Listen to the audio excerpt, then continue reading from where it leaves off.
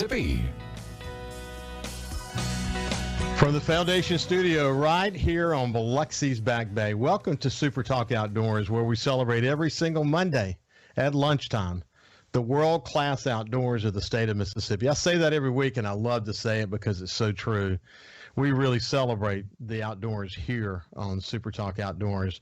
I want to thank you for joining us on the powerful Super Talk Mississippi radio network and or on Super Talk TV at C Spire TV. But if you're listening on Facebook or YouTube or your favorite podcast, it's March the 7th, 2022. Amazing, like I say every week, how fast time is flying. We're already in March. Wow.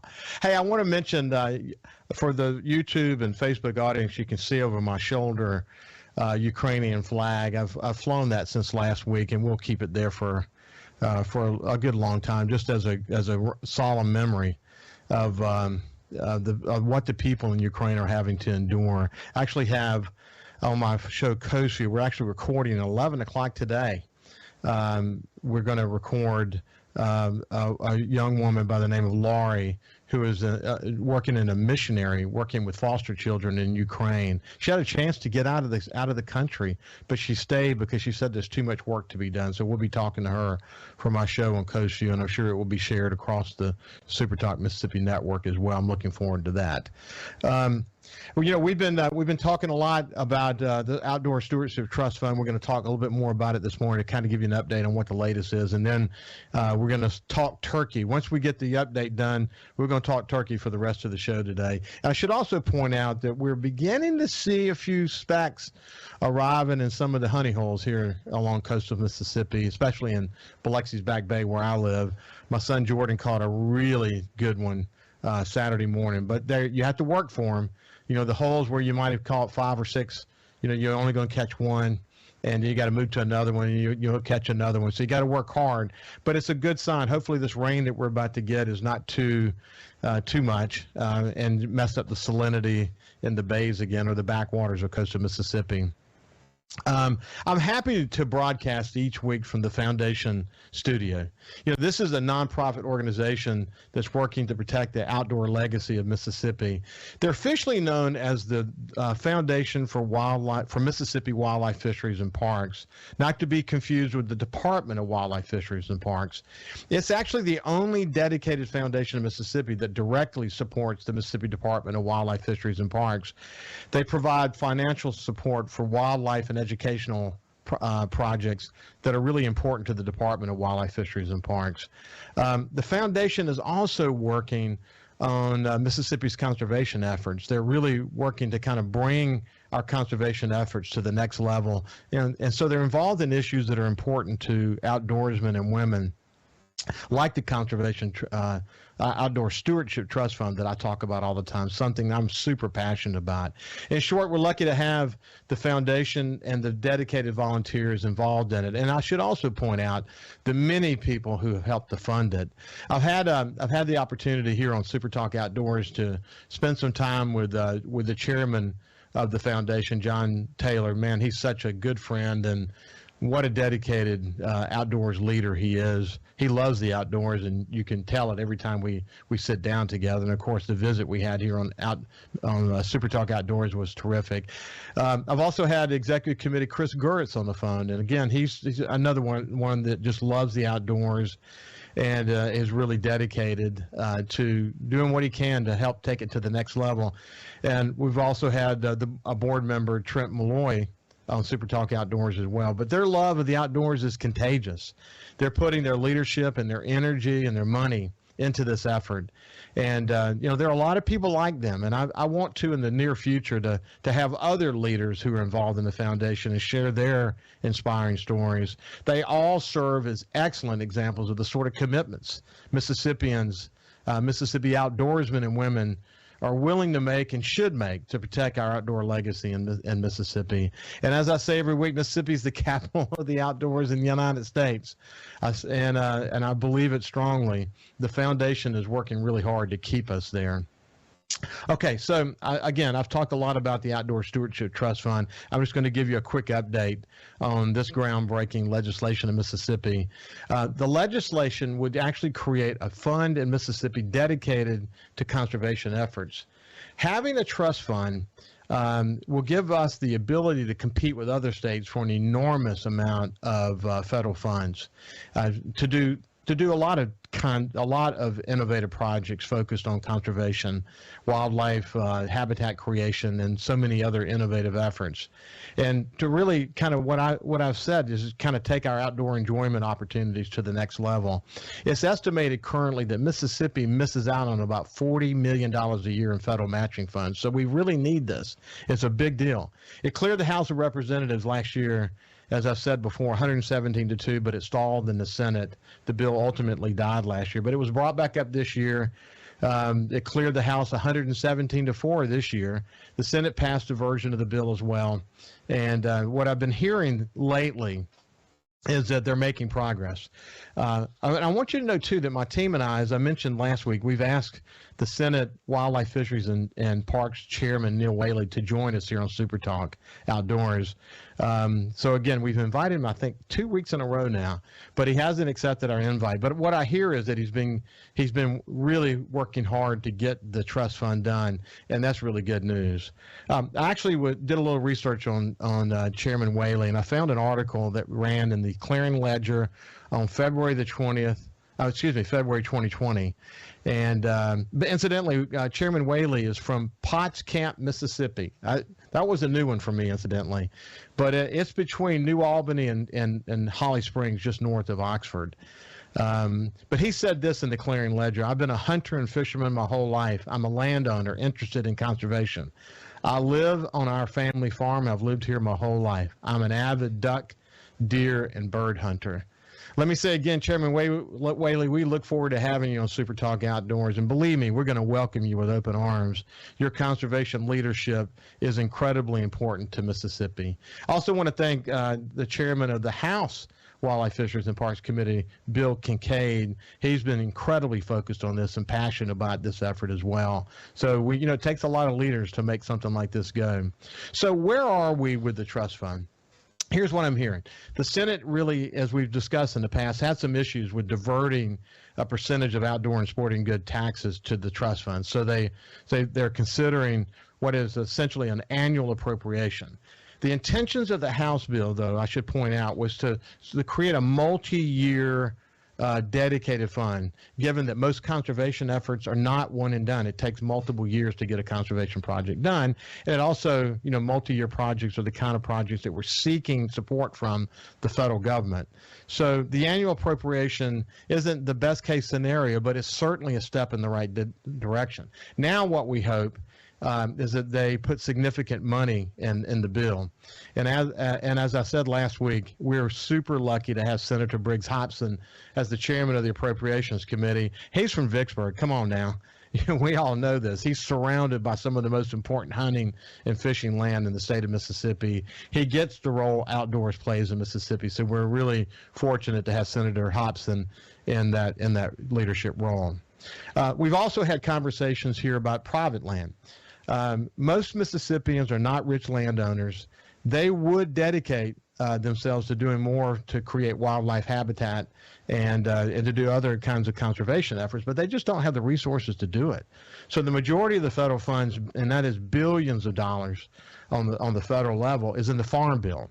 All of that is private land. So thanks to the leadership of Thad Cochran on getting us to that point back in the mid-'80s. So it's long since been decided that given nearly 90% of the land in Mississippi is private land, you can't have a viable conservation effort if you don't include private land. So I hear the Senate's making good progress on that in that area, but I also hear that they're thinking about limiting the private land, to getting only 50% of the funds. Now, on the surface, that's progress, and I will admit that. And it also seems to make sense. But when you consider that this will limit the amount of federal funds that will be available to us, that's something they should really reconsider. Yeah, if I just did a swag, a silly, wild-ass guess on the estimate of federal funds that we may miss out on if we limit to private land to only 50% of the fund, we'd miss out on about $20 million a year. So my question is, why limit it? Let the quality of the project decide what we want to go forward with.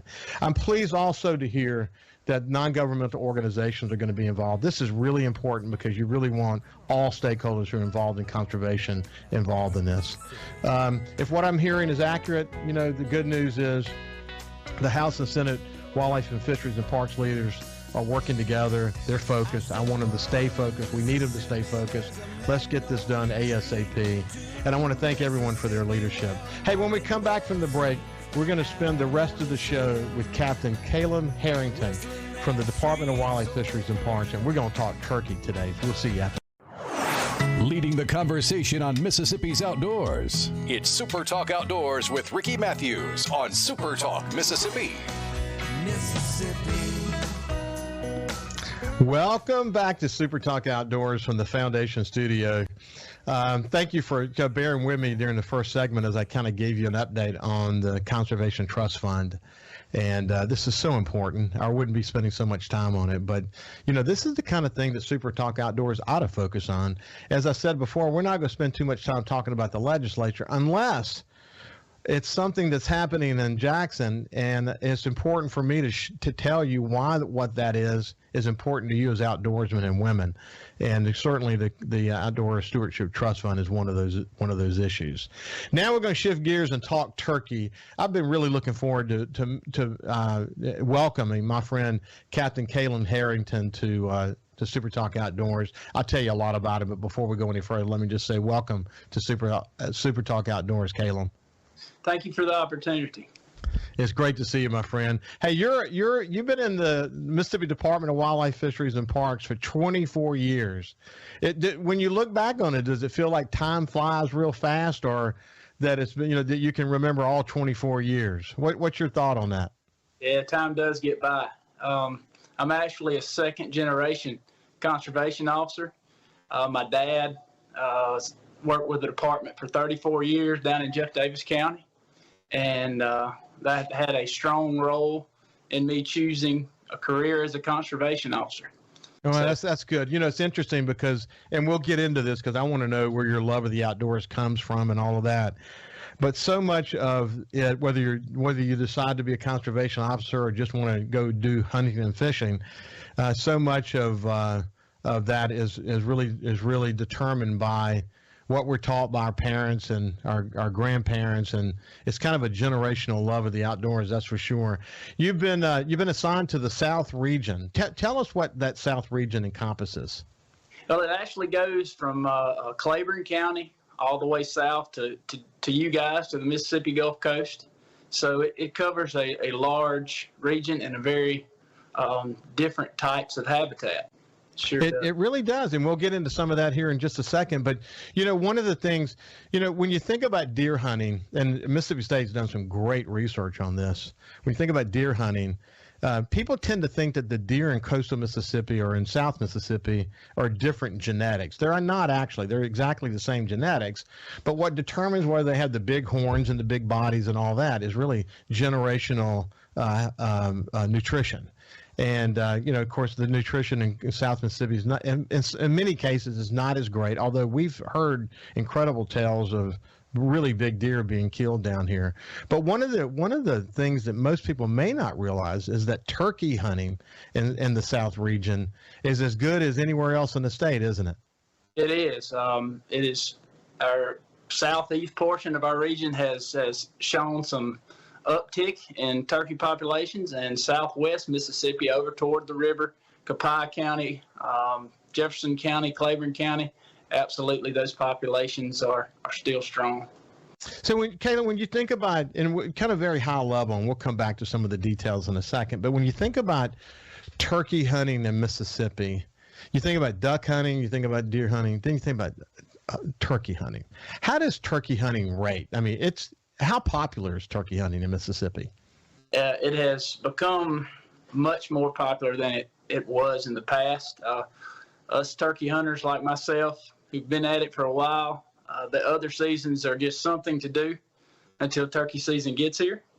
And the past couple of years, I a lot of that due to COVID. License sales and interest in turkey hunting has absolutely increased. Our non-resident license sales have doubled in the past couple of years. So yeah, it is showing an uptake. Yeah.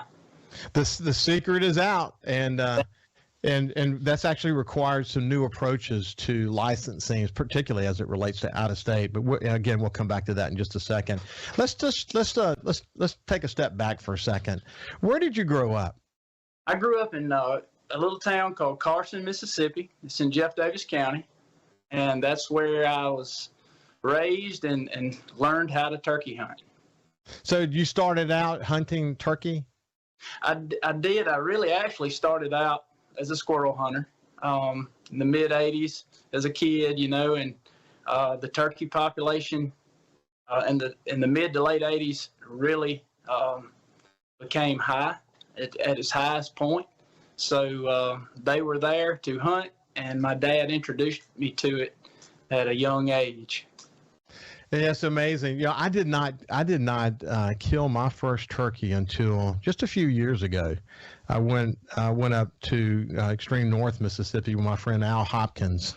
He has a farm up there, and in Walnut, Mississippi, I might add. And man, it was a great experience. But my sons had killed had killed turkeys.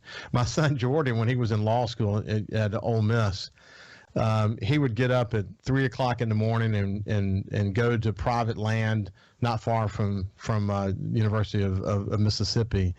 And I remember one particular span of time when he got on the same turkey every single morning for I don't know how many days.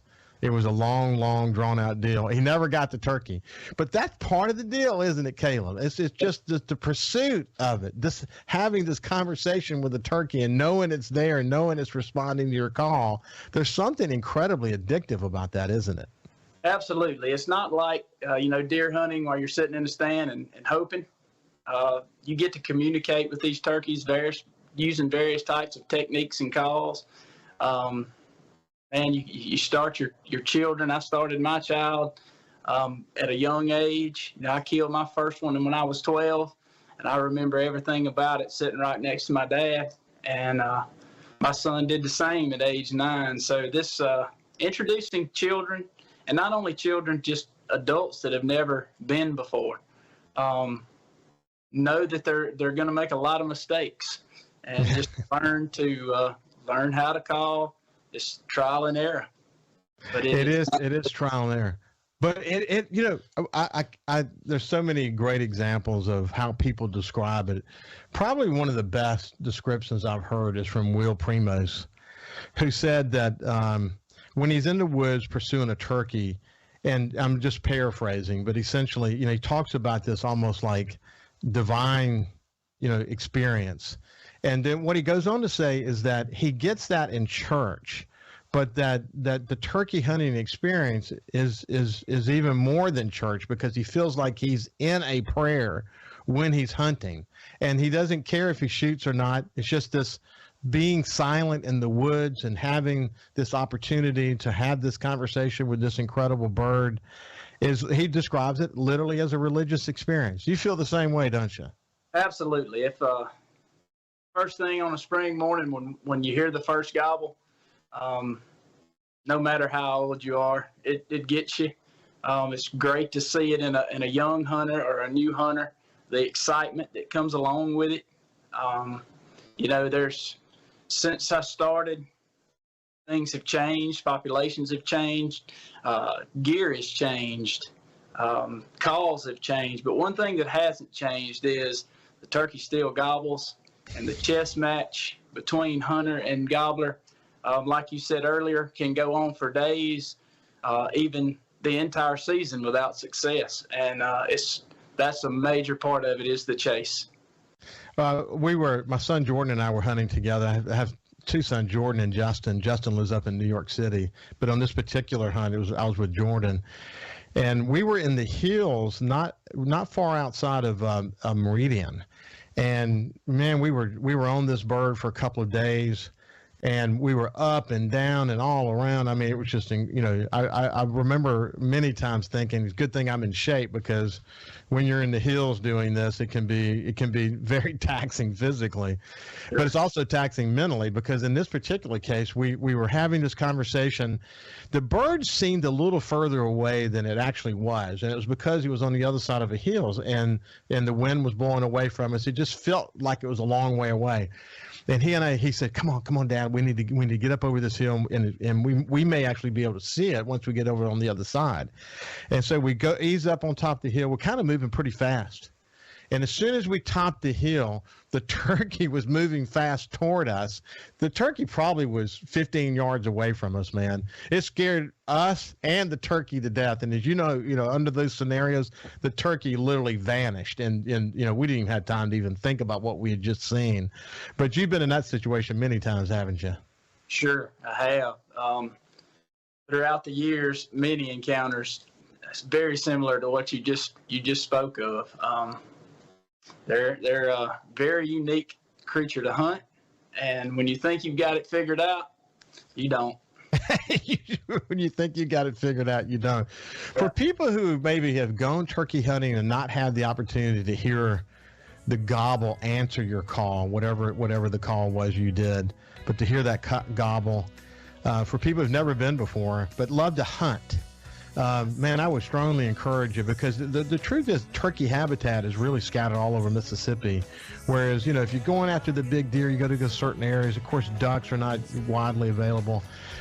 When we come back, we're going to continue our conversation with Captain Caleb Harrington, and we're going to talk turkey today. So we'll see you after this break. Welcome back to Super Talk Outdoors. I'm so thrilled to have Captain Caleb Harrington with us today. His passion for the outdoors, his passion for turkey, have really, he's a second generation conservation officer. And because of dedicated people like Caleb, man, we've got people who are focused on making sure we can protect the resource, make sure people follow the appropriate laws, et cetera, as it relates to hunting turkey. And we'll get into some of that during this segment. But, Caleb, one of the things I've heard over and over again from many of your partners in your efforts there at the Department of Wildlife, Fisheries, and Parks is that during the pandemic, after a long stretch of seeing the people becoming less interested in hunting, people tend to get hunting, the love of hunting, from their fathers and their grandfathers. So if they don't have that, they're going to have to get it from a friend or someone else. And what we've seen is a decline in interest in hunting and fishing across Mississippi for a number of years. But the pandemic actually reintroduced some people back to the outdoors. As you pointed out, license sales were up significantly. We've seen a lot of interest in Mississippi from out of the state. Part of the reason this is because if you go to other states, what you find is, in some cases, deer season is earlier, so that when their season's over, they want to come here and hunt. Same thing with turkeys. Same thing with ducks, I guess, as well.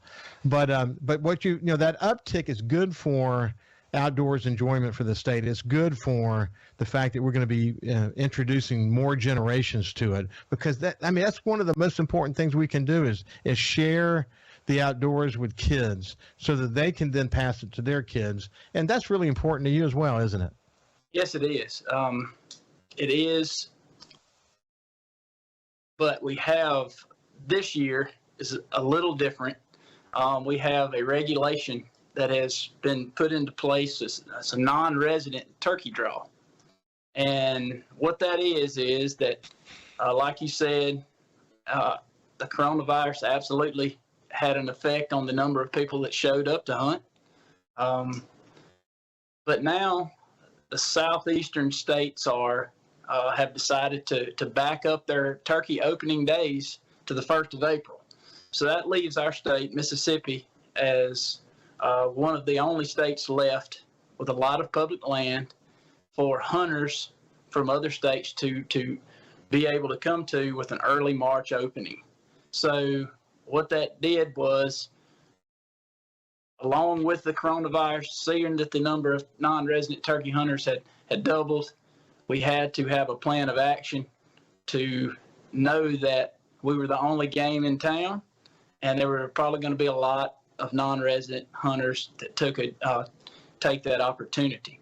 So we had a regulation take effect where we would have what was known as a non-resident public land draw, where we drew 1,100 non-resident hunters to be able to hunt public land, which is our national forest, wildlife refuges, etc. Well, I think that was a smart move, and it's recognizing the fact that we've really got to manage the resource as best we can, and it's going to help residents too as well.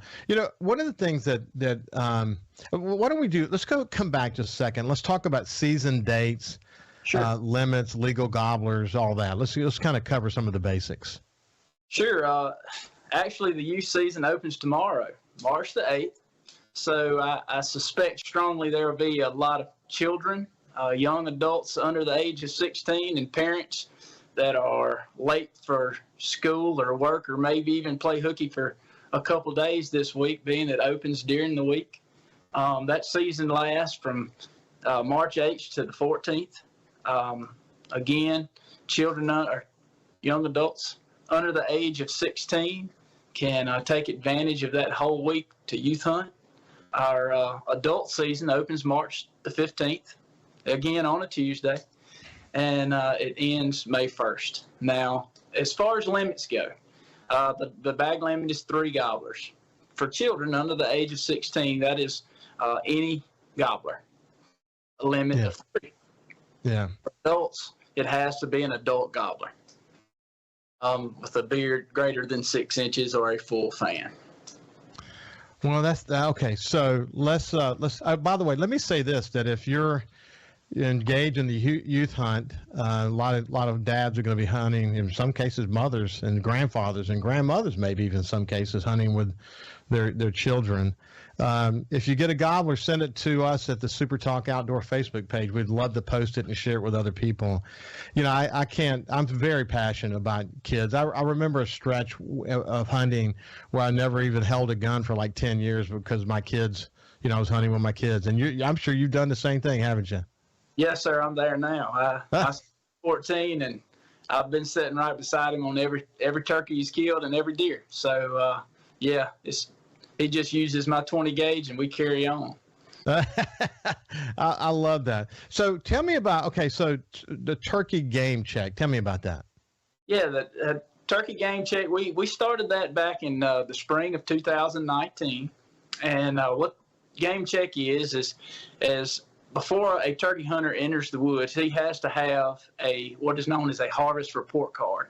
Now, that harvest report card can be an app that you download to your smartphone, or it can be a paper physical copy that is easily available through an outdoor digest that you pick up at any licensed vendor, or it's a printable version that you can get offline under mdwfp.com/gamecheck, or it could be something as simple as a note card. So what happens is when you enter the woods, you've got your game check card, you harvest a bird. Before you move that bird, you can either pull out your smartphone with the app that you've downloaded to the phone free of charge, and it's what we call a one-stop shop. You enter that bird right then, and you're finished. Going to gather data on beard length, spur length, and what county that you harvested the bird in. If you choose to do the paper copy, you will either have to call it in, 1-800-BE-SMART, and they will give you a confirmation number, which you have to 10 o'clock to get that confirmation number. But again, before you move the bird, the process starts even with the physical form, to where you have to put your name, your address, your telephone number, and your hunting license number on the check card before you move the bird. That harvest report card will have to have the first bird that you killed, along, if you were fortunate and killed a second or third. That harvest report card will have to reflect all 3 or 2 birds. Well, that's good to hear. I mean, what a great tool to really understand what's happening across the state. So let's say if you're going to check someone, let's say someone, you're waiting on someone who's in there turkey hunting, they come out and you're a conservation officer. Is that one of the things that you're asking for? Yes, we do. We check a hunter comes out and he's been successful, or we are just checking for license, we always ask for the harvest report card. So you can produce it either digitally or on paper. But it is, and one of the things that we look for sure now, after being here this is the 4th spring, so this is not new. All hunters should know that by now you have to game check a wild turkey upon harvest. Well, that's good news. Okay. I hate to say this, but I do know people, and I've heard of people who leave their deer corn feeders out and just keep filling them until turkey season starts. And anyone who does that doesn't really appreciate all that turkey culture that you and I were talking about earlier, the pursuit of the bird and the conversations you have and all of that. How often do you see that? And do you find it to be a problem in Mississippi? Well, first of all, hunting turkeys with the aid of bait is prohibited. It's illegal. As conservation officers, we do encounter that. We encounter people who are continuing to put their feeders out. We encounter people who scatter grain on the ground, which is also a violation of supplemental feeding.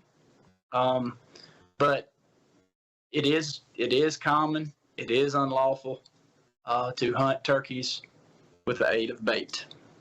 So when you catch someone doing it, what does it mean for them? What price do they pay? So if we catch someone hunting wild turkeys with the aid of bait, that is what is a Class 2 violation. So that Class 2 violation, is a monetary value of at least $100, up to $500. So, any violation like that is pretty expensive. It's expensive, and it's kind of a stain, It takes away from the what we were talking about earlier, the chase. That's the gobbles, the chase, sitting over a baited area does take away from that experience. And as a conservation officer, any of us who've watched these reality shows on TV, on National Geographic or whatever, about conservation officers, all over the United States, as a conservation officer, you kind of heard it all, haven't you? I have. I've seen a little bit of it all, and some of it, was disheartening.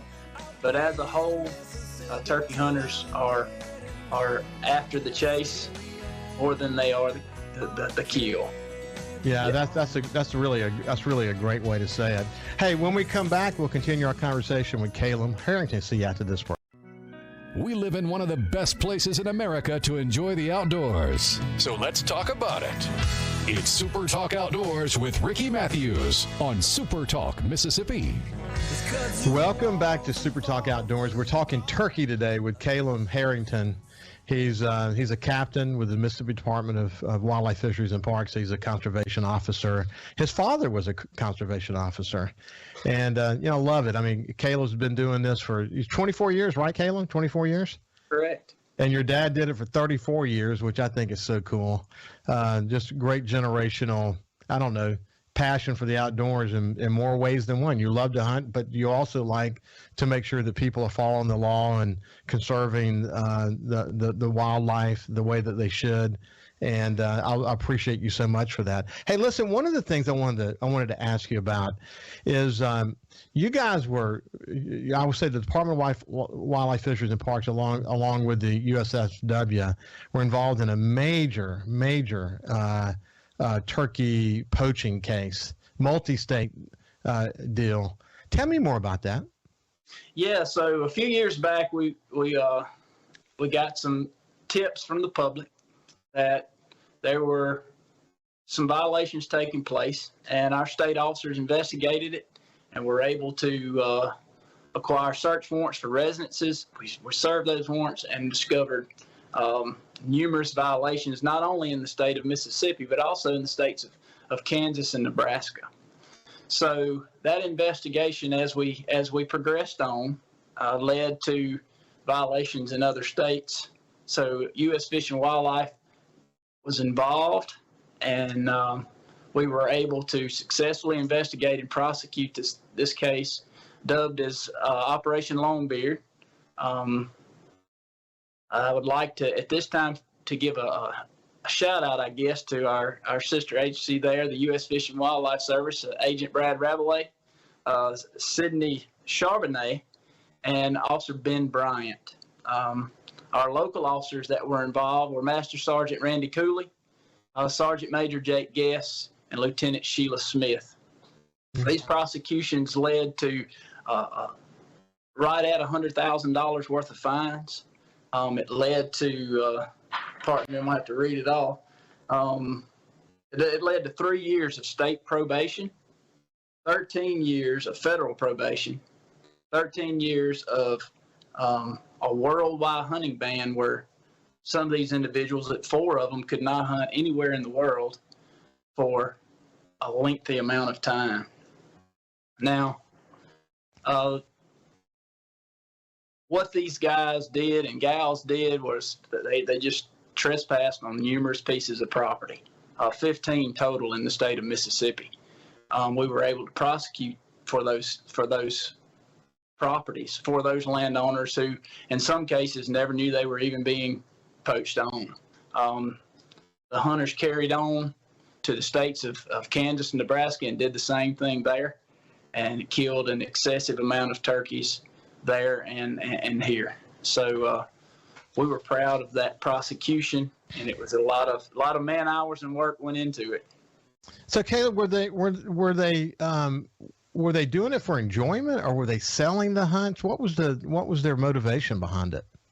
No, their motivation behind it was they were addicted to it. Said they couldn't stop.